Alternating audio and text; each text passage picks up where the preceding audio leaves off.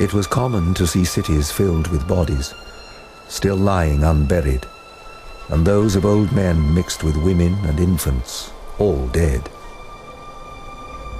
The whole region was full of inexpressible calamities, while the fear was everywhere that there were even more barbarous times to come.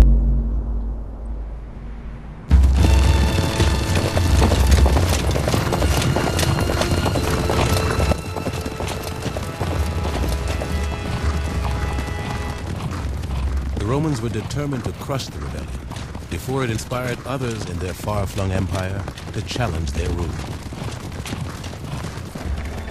They dispatched their greatest general, Vespasian, into Judea to lead an army of over 60,000 men.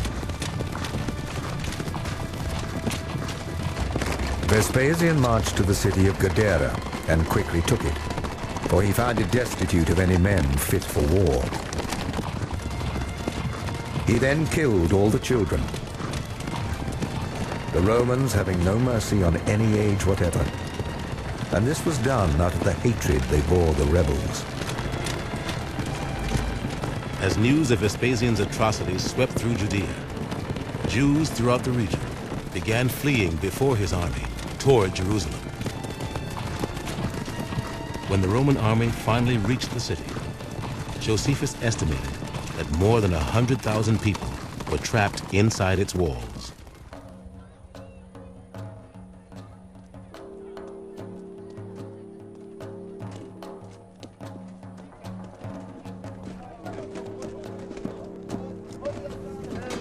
The Romans set up their camps in full view of the city, in the hope that the mere sight of their military might would convince the people of Jerusalem to surrender.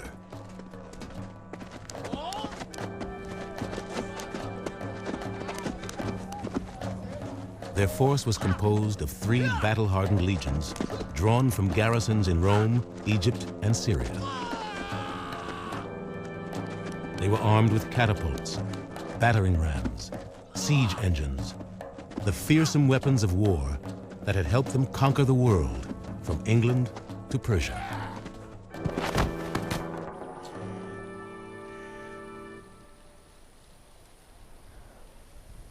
But conquering Jerusalem was still a daunting challenge. The city was surrounded by not 1, but 3 walls, which together were nearly 60 feet thick.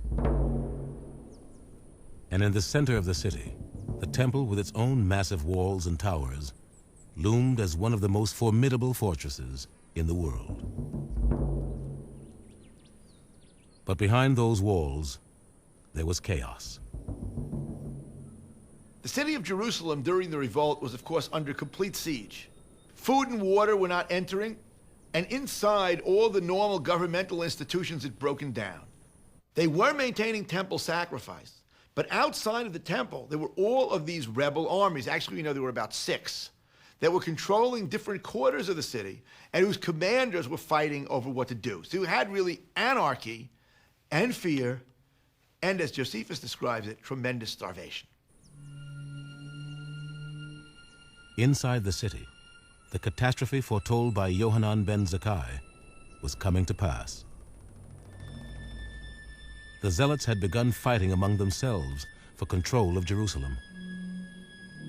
When one band of Zealots broke into the territory of another,